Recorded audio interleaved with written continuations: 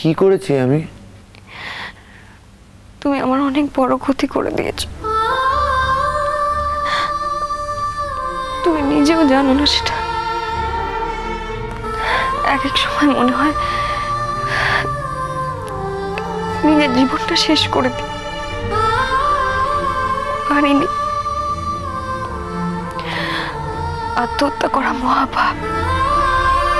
আর আমার বাবার মুখটা মনে পড়েছে। কেন এরকম করলে আমার সাথে? একটা দুঃখী মেয়েকে কেন এত দুঃখ দিলে তুমি? আমি তোমায় কি দুঃখ দিয়েছি অনন্যা? আমি তো সেটাই বুঝতে পারছি না যে আমি তোমায় কি কষ্ট দিলাম। আমাকে খোলাখুলি বলো, কোনো সমস্যা নেই, তুমি আমায় বলতে পারো। কিন্তু এই প্রত্যেকবার তুমি যে এইভাবে বলছো যে আমি তোমায় দুঃখ দিচ্ছি, কষ্ট দিচ্ছি, আমার খুব অস্বস্তি হচ্ছে, এম্বারেসড লাগছে। আমি এটা মেনেই নিতে পারছি না, কারণ আমার মনে হয় আই ডোন্ট ডিজার্ভ দিস। কি হয়েছে অনন্যা? আমি তোমার কি ক্ষতি করেছি? দেখো, আমরা তো একসাথে কাজ করি, মিসআন্ডারস্ট্যান্ডিং হতেই পারে, কিন্তু সেই মিসআন্ডারস্ট্যান্ডিংটাকে কাটানোর দায়িত্ব আমাদের, না হলে কাজ করবো কি করে? আমি তোমায় একটা কথা বলছি, তোমার যদি সত্যি মনের মধ্যে কিছু থাকে তুমি আমায় বলতে পারো, খোলাখুলি বলতে পারো। তুমি বলার সব পথ বন্ধ করে দিয়েছো। কেন মনে হলো তোমার এরকম? কি যে ভাবছো তুমি?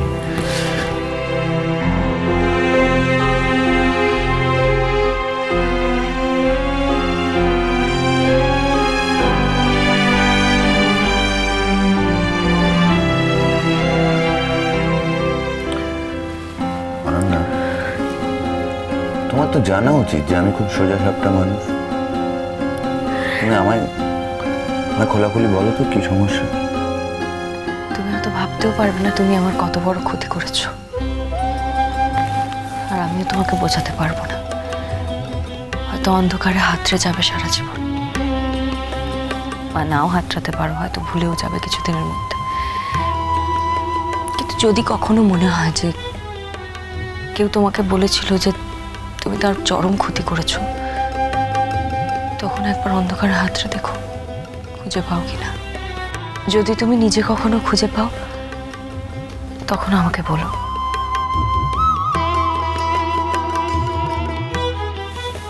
প্লিজ আমাকে এই কথাটা জিজ্ঞেস করো না, আমি উত্তর দিতে পারবো না। আমাকে ক্ষমা করে দিও, ক্ষমা করে দিও আমাকে। সজনদা, ডক্টর বাসু। ওফ, থ্যাংক গড। অনন্যা ঠিক আছে তো? না, বলছিলাম ডক্টর বাসু জাস্ট বেরিয়েছেন। তুমি যদি বলো তাহলে ফোন করবো, ব্যাক করতে বলবো। সেন্স ফিরে গেছে এখন, ঠিক আছে। কি রে? তবে আমার মনে হয় ওকে প্রপার মেডিকেল ট্রিটমেন্টে রাখতে হবে, থাকা দরকার। মানে কিসের উঠছিস কেন? কেন, আমার কি মাথাটা খারাপ হয়ে গেছে নাকি? বোকা বোকা কথা বলো না অনন্যা, তুমি এটা শিক্ষিত মেয়ে, আর এটাকে কাউন্সিলিং বলে। You need counselling. আর এইভাবে খারাপভাবে ভাবার কিছু নেই। মানুষের জীবনে নানান রকম সমস্যা হয়, সমস্যার জন্য কারোর সাথে সেই সমস্যা শেয়ার করে যদি আরাম পাওয়া যায় তাতে কোনো অসুবিধা নেই। আর এটা করার জন্য না প্রচুর স্কিলড এবং কম্পিটেন্ট লোকজন আমাদের চারিপাশে আছে। তাদের সাথে কথা বলে দেখতে ক্ষতি কি? যদি সবটা মিটে যায়, যদি তুমি একটা সমস্যার সমাধান পাও, তাতে কেউ পাগল বলে না। ছাড় আমাকে। তুমি ভেবে নিলে তো আমার মনের মধ্যে কোনো সমস্যা আছে? অ্যাবসলিউটলি। শারীরিক কোনো সমস্যা নয়, যা সমস্যা মনেই। এবার সেটা তো মন থেকে বার করতে হবে। তুমি যদি আমাদের সাথে শেয়ার করতে, তাহলে আমরা হয়তো কিছু একটা করতে পারতাম।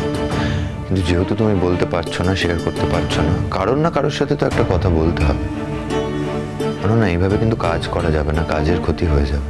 সরি সৌজন্যদা, আমার জন্য তোমার জীবনের এতটা সময় নষ্ট হয়ে গেল। তুমি যখন ছুটি দিতে চাইছো না, আমি জোর করে যুদ্ধ করে ছুটিটা নেব না।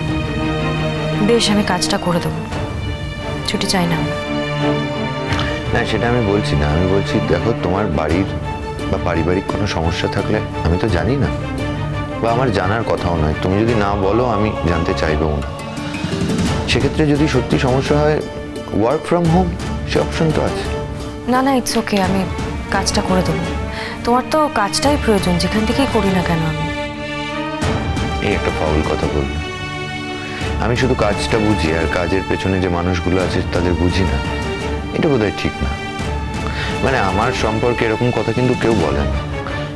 হতে পারে যে আমার কোনো আচার আচরণে তোমার মনে হয়েছে, যে আমি সত্যিই শুধু কাজটা বুঝি, কাজের পেছনের মানুষগুলোকে বুঝি না, তাদের কষ্ট যন্ত্রণার দাম দিই না, দেন আই এম সরি, মানে ইন্টেনশনাল নয় সেটা। কিন্তু আমি তোমাকে এর বাইরেও একটা কথা বলতে চাই, ইন্টারেস্টিং কথা। কি বলতো, প্রত্যেক মানুষের মধ্যেই একটা ভালো থাকার মহা ঔষধি আছে, শুধু আমরা সেটাকে এক্সপ্লোর করি না। আসলে জীবনটা তো এত প্রেডিক্টেবল নয়, মানে বেড অফ রোজেসও নয়, আপস ডাউনস এগুলো আছে, ক্রাইসিস আসে, এবং এই সমস্ত ক্রাইসিসের সাথে কমব্যাট করার জন্য এই মহা ঔষধিটা আমাদেরকে প্রকৃতি দিয়েছে, চারিদিক থেকে সুরক্ষিত করে আমাদের পাঠিয়েছে। যারা যারা এই মহা ঔষধিটাকে এক্সপ্লোর করতে পারে তারা বেঁচে যায়, ভালো থাকে। তুমি যদি তোমার ভেতরে থাকা এই মেডিসিনটাকে এক্সপ্লোর করতে পারতে তাহলে নিশ্চয়ই ভালো থাকতে। দেখো, তোমার কি সমস্যা তুমি যতক্ষণ বলতে না চাইবে আমি সত্যি জানতে চাইবো না, কিন্তু মোদ্দা কথা হচ্ছে যে তোমার সমস্যাটা তোমাকেই খুঁজে বার করতে হবে এবং এই মহা ঔষধিটা এক্সপ্লোর করতে হবে। এর থেকে বেশি কিছু বলার নেই আমার। সজনদা, চলো, বেরোবে তো? আজকাল তো সন্ধে হতে না হতেই বাড়ি চলে যাও, আগে তো 9টা অবধি ল্যাবে থাকতে। গত পরশুদিন রাত 10টায় বাড়ি ফিরেছি, তোমার হয়তো মনে নেই। সেটা তো জাস্ট একদিন, ফর আ চেঞ্জ। না অনন্য,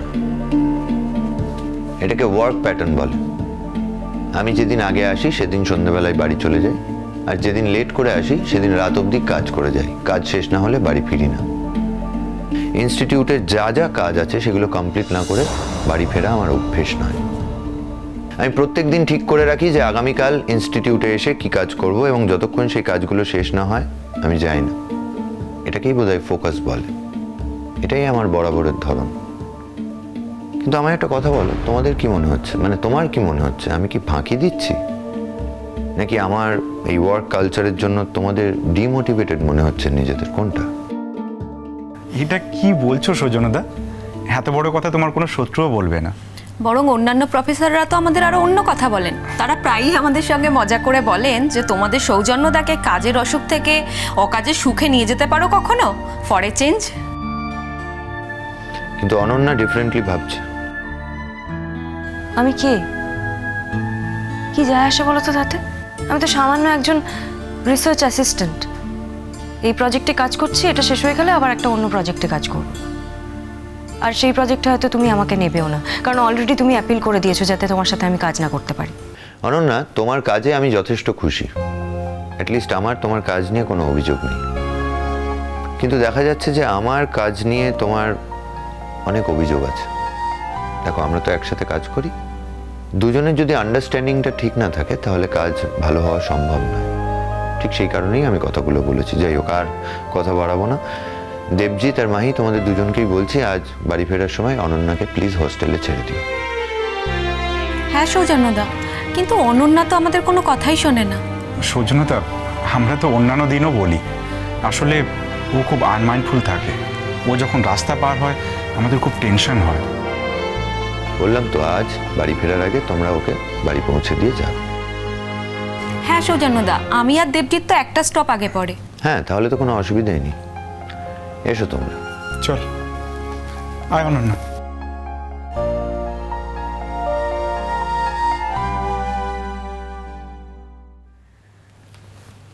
সৌজন্যদা, I am sorry, sorry for everything. তুমি বিশ্বাস করো, আমি না এগুলো ইচ্ছা করে করি না। তোমার সামনে এলে সব গন্ডগোল হয়ে যায়। কোন পরিবেশে আছি, কাদের সাথে আছি, সব কিছু ভুলে যাই, আর তোমাকে বারবার অপ্রস্তুতে পড়তে হয়। কিন্তু আমি সত্যি বলছি, এরপর থেকে আমি সতর্ক থাকবো। ভালো থেকো অনন্যা। তুমি ভালো থাকলে কাজটাও ভালো হবে, আর কাজটা ভালো হলে আমার মনটাও ভালো থাকবে। সাবধানে থেকো। যাও, বাড়ি যাও। তুমি যাবে না?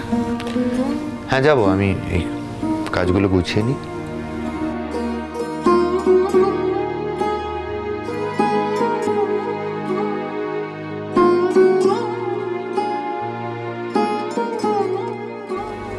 কি হয়েছে অনন্যার? কি বলতে চায় ও আমাকে? এমন কোনো ভয়ঙ্কর কথা নাকি কোনো ভয়ঙ্কর অসুখের কথা যেটা শুনে আজকের দিনে আমি আর এর কোনো নিরাময় করতে পারবো না? অনন্যার কি আমার সঙ্গে কাজ করতে করতে আমার প্রতি ওর কোনো ফিলিং ডেভেলপ করেছে? যদি তা হয়েই থাকে তাহলে আমাকেই ওকে হেল্প করতে হবে সেটা কাটিয়ে ওঠার জন্য। কখন কি করে এসব হলো আমি তো বুঝতেই পারিনি, কিন্তু যদি তাই হয় সেটাও আমাকেই কাটাতে হবে। ও তো খুব ভালো সহকর্মী। না, I don't want to miss her.